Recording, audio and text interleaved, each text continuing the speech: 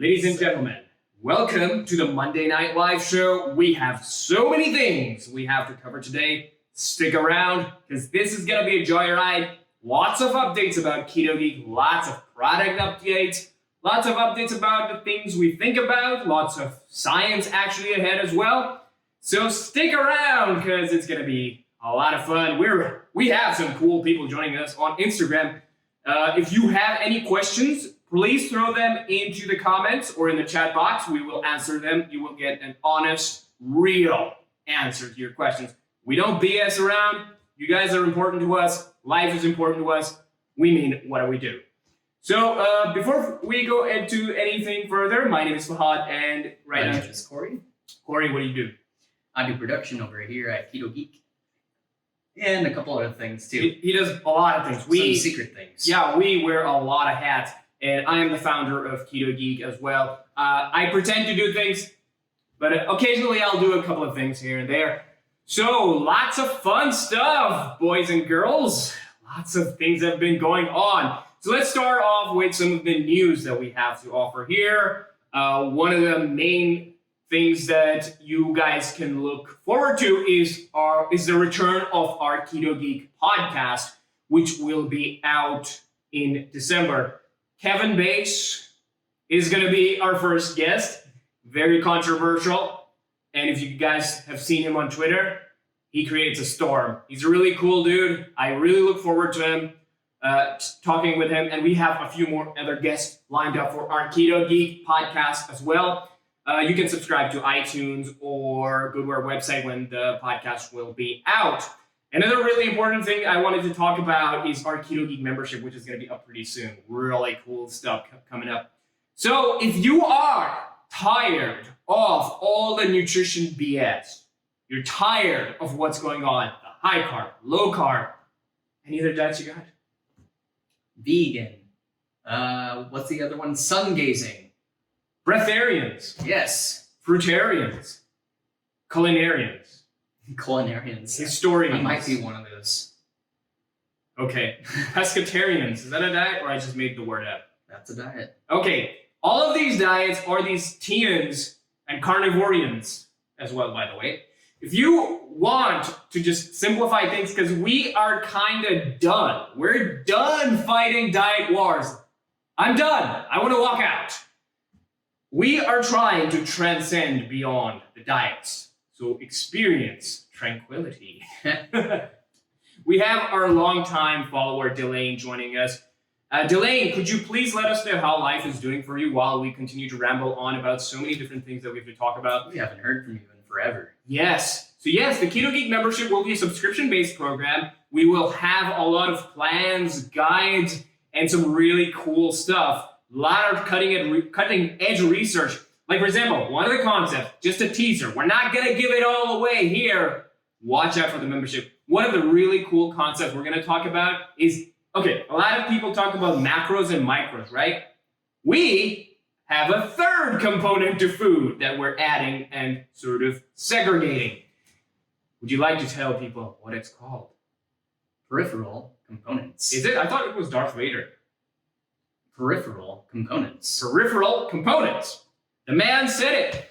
So why did we add a third component to foods? And that is because we're finding out lots and lots of research, lots of scientific research that seems to point out that the structure of food, the texture, a lot of other components that make food what it is, have a very important role in modulating or controlling how nutrients are delivered at what rate, at what amount. And this is far more important than just things like flavor, and they control those macros and micros. So think of these as these external components of foods that give food the architecture. If you don't have architecture, pure sugar and pure fat is basically MCT oil or olive oil with sugar crystals in it. But that's not what food is. Nobody eats that. So what else is going on? So that's what we've been focusing on. And so these are going to be these peripheral components that are added or part of the architecture of food. So this is really cool stuff that we're going to be showcasing in our membership guides and programs. So you guys really should be excited because we're going beyond the food Yeah, looks like Delane is doing awesome. She's getting ready for her 200-hour yoga teacher training, and she can't wait to try our new Black Noir chocolate flavor. Oh yeah, thank you for reminding us. We forgot to plug our sponsors at the beginning of the show. So we are Keto Geek. We're not just a business that is based on information, but we make these cool products called Energy Pods, and we've been making a lot of adjustments to one of our flavors. So these are snacks that you can take with you on the go. They will curb stomp your hunger. They do pass TSA, just saying. So you can shake this on your travel excursions.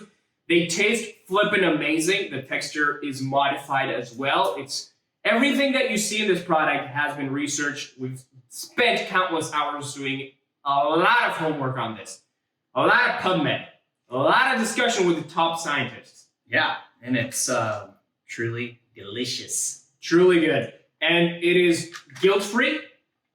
Him and I, whenever we open up this thing, we don't feel bad about it at all, period. And that's how food should be. It should get you jacked, without even trying, and that's how food should be. I think a lot of people have a very abusive relationship with their foods. I am not in that boat. Food should be joyful and sustainable and get you results, and you can stick to it long term.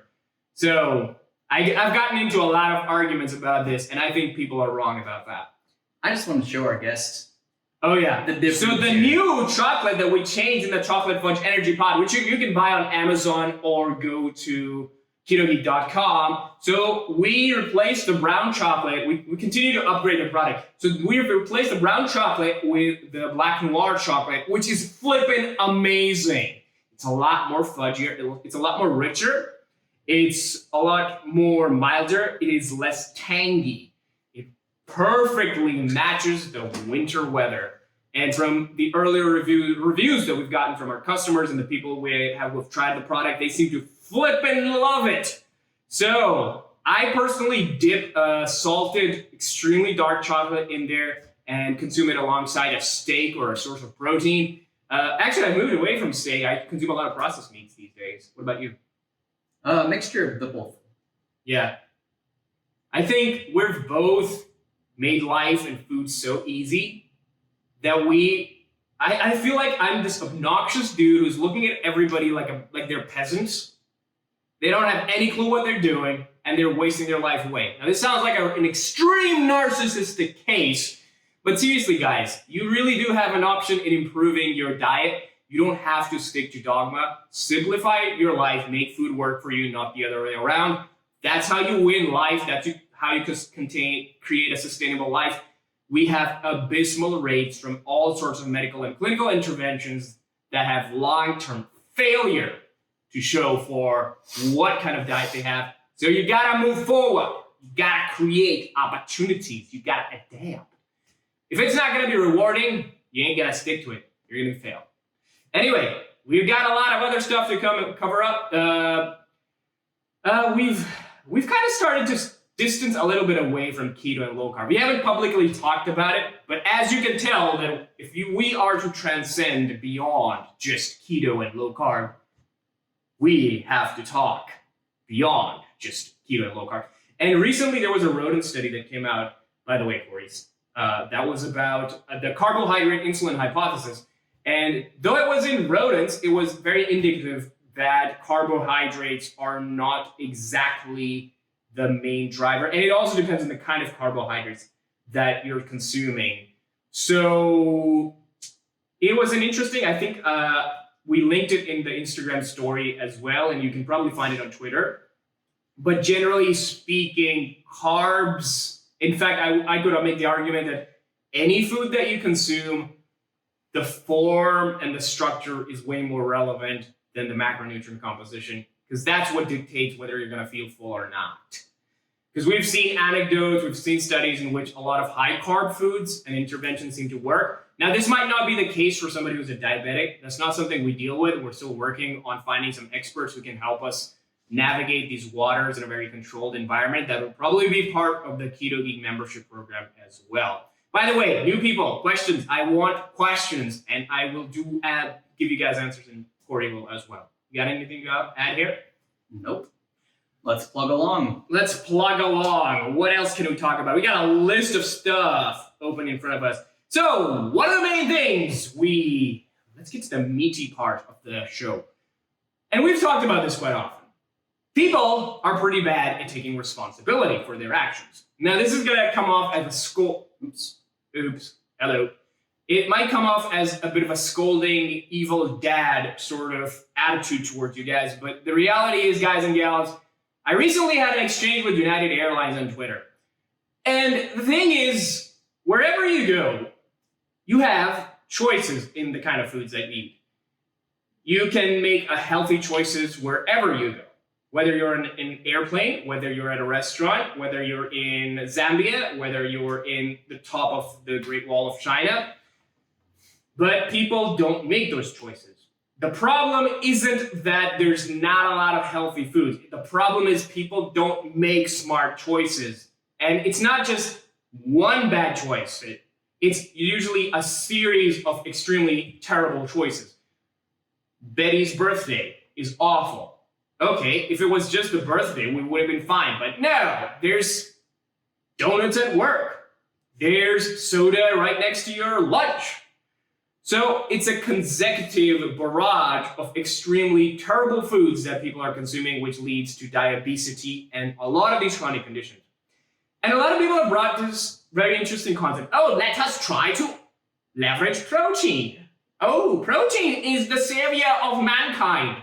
Well, the reality is, based on the science that we know, and we've provided videos and citations and tons of material on this, protein is not going to solve your problems.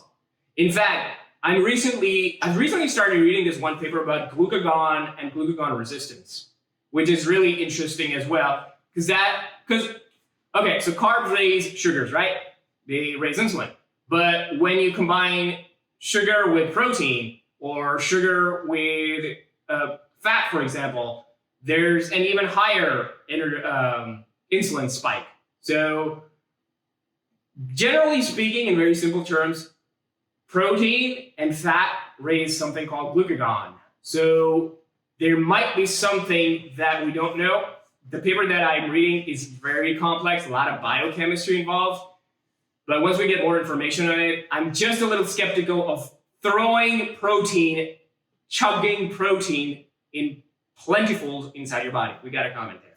Yeah, Delaine's asking a question here. So this might be too much of an in-depth question of the topic, and I totally respect you can't understand it. But how do you handle the yoga portion of do no harm, that's also known as ahimsa, in the 8 limbs of Ashtanga Yoga, in vegan vegetarian lifestyle push? So it seems that I have seen this in the yoga community. You've seen it too. You're not allowed to eat meat, or unless you really want to eat that, get that bind. Because if you eat meat, you're causing harm to the planet. Therefore, you're being violent. Here's what I have to say to that. So we have to be able to be. I feel like yoga, honestly, has taught me how to be a discerning person, and it's taught me to be skeptical of things, including yoga itself and those who uphold it. However, yoga is meant to be always in a research phase. It's meant to be evolved at all times. And when you look at it in the lens of being discerning, and we see that vegans and vegetarians, they aren't quite the hallmark of health. They aren't quite the golden standard of health either. I don't think there really is a golden standard of health at the moment until we can actually prove that with gold standard science methods, the random controlled double-blind trials. Yeah. But at this moment, I can say, don't listen to their BS. Don't let them push you around. You know what makes you good, what makes you feel good. You know what your body craves and desires. So I say, go for it. Because in ahimsa, you also have to be nonviolent towards yourself. That means self-care. That means don't eat things that make you feel bad, gassy, and bloaty. Yeah, and I can add a little bit more if you're dead. That's about all I had to say. There was this one recent study that I looked up, and 2 of them. One of them was pertaining to calorie restriction, extreme calorie restriction. And then another one was about extended 96-hour fast, which was, I think this was one thing I wanted to cover as well. So now this is blending yoga and a lot of traditional values with modern science. I think that's kind of important. It's kind of what happens in my life. Yeah. Essentially. So if you're nutritionally deficient and you're in extreme severe calorie restriction, we have some evidence that says that it could deplete bone mineral density for the short run and could have long-term consequences when it comes to bone health as well. So there's some cautious red flags that you need to have. Now, this is mainly targeted, we know, towards younger women. Like the whole health, alternative health, a lot of this stuff is straight up targeted at younger women because there might be social reasons or whatever the reasons are. We can get into it on another day. But generally speaking, ladies, we need you as great mothers. We need you as great partners. We need you as great sisters. We need you part of our entire world. Don't let fear dictate what you're thinking. Lead with science. Lead with rationality and reason. A lot of these concepts that are, oh, nature is awesome, or grandma knows best. If grandma can't recognize something, then screw it. The thing is, a lot of stuff that was conventional old school wisdom was not studied in science. And right now, because of science, we have a better idea of what was going on. And if you think science is, this whole concept of this whole human brain is unfallible, then you're wrong. We know from certain cults like the Cargo cult, we know from the Jonestown Massacre, we know from a lot of these historical events that humans can easily fall prey to a dogmatic ideology. I was raised in Pakistan, and I can testify that you can easily fall to some of these very extreme approaches. So evolve, continue to learn, ask how or why. We got a comment. I'm trying to figure out what this means. Delane says thank you, and of course, I'm more than happy to answer any questions. Your family. Yoga. If you have any further questions, find me on Keto Alchemist. Shoot me a DM. I'll be happy to help you. Bryce Knight says, if I start doing yoga, am I required to grow a mat? Bryce Knight, I'm not really sure what you mean by that question. If you could rephrase it, I would be able to. I think that's a typo. It must be a typo because he says up here, autocorrect sucks. I bet it's the whole thumbs are too big for the keyboard situation, which is you guys are getting stronger. Your hands are getting bigger. Super thumbs. Yeah, but yoga is pretty cool. I personally still use some concept from yoga. Like for example, when I'm done lifting weights, I do about 5 minutes of yoga, and then I close my eyes, I go into the lotus pose, sort of like that thing, and I breathe I count till 20 and close my eyes and breathe. That's all I do. And I enjoy it. It's good breath work. I don't know the science about it, but sometimes I think everybody falls prey to this. You don't know what the science is. And you should be able to say, I don't know. But you still like it and you want to do it because it's just part of being a human being. It's a part of being a good experience. I mean, if it makes you feel good and it's bringing you some sort of value to your life, whether it be calming the mind or bringing some limberness to your limbs, go for it. Honestly, if it's bringing some kind of joy and happiness to you, that's going to add to your life and you're going to possibly extend your life. Agreed. Please continue throwing questions our way and we'll do our best to answer them. But yeah, just circling back, guys, you need to take responsibility for your health and stop making dumb choices. I couldn't say it more brutally in a brutal, honest way, but that's the reality of things. You have to lead through inspiration. You have to take the steps.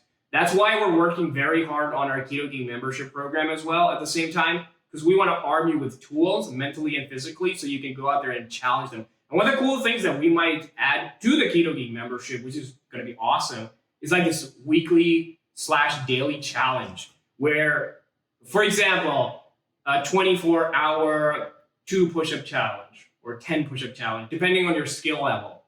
And in that way, you will be able to do something physical, go out there and maybe tell your coworkers or family members to take that challenge with you. And you could connect using hashtags and then meet new people online who are on a similar journey with like you guys, and you can connect with them through the hashtag and the community. In that way, we can create a better world as a whole but it has to start with you guys leading the charge. The problem of our time is not the lack of healthy foods. I mean, we went through this whole phase. Oh, food companies are evil. Everybody's bad, terrible, all that kind of jazz, all that kind of preaching that we heard.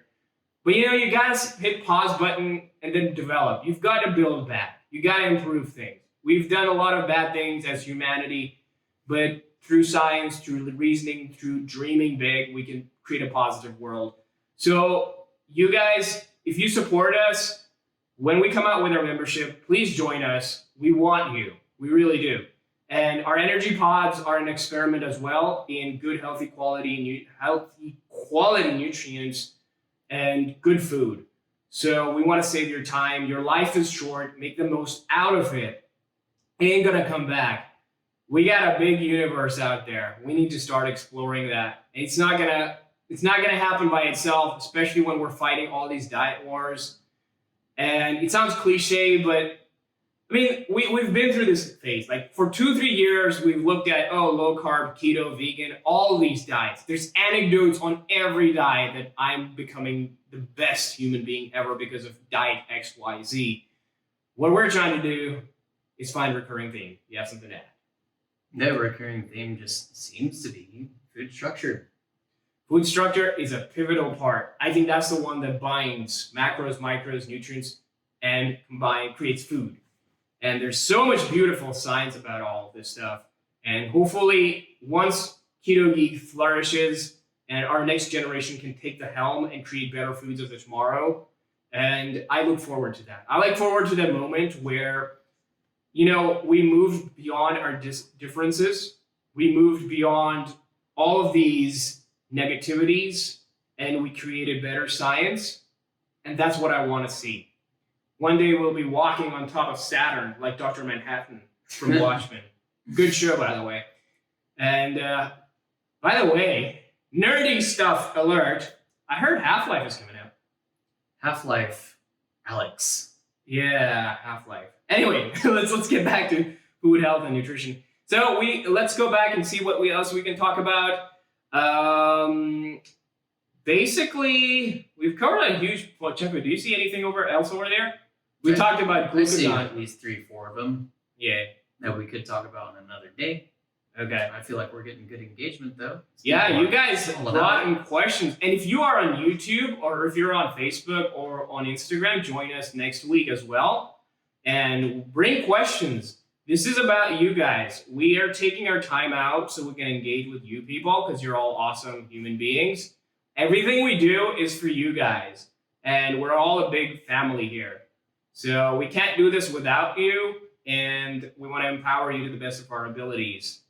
But yeah, look forward to the membership. Look forward to the whole macros, micros, and the peripheral components that we're going to talk about.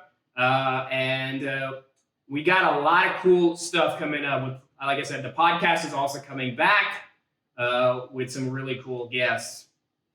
Kevin Bass is going to be interesting. There's a few other people out there.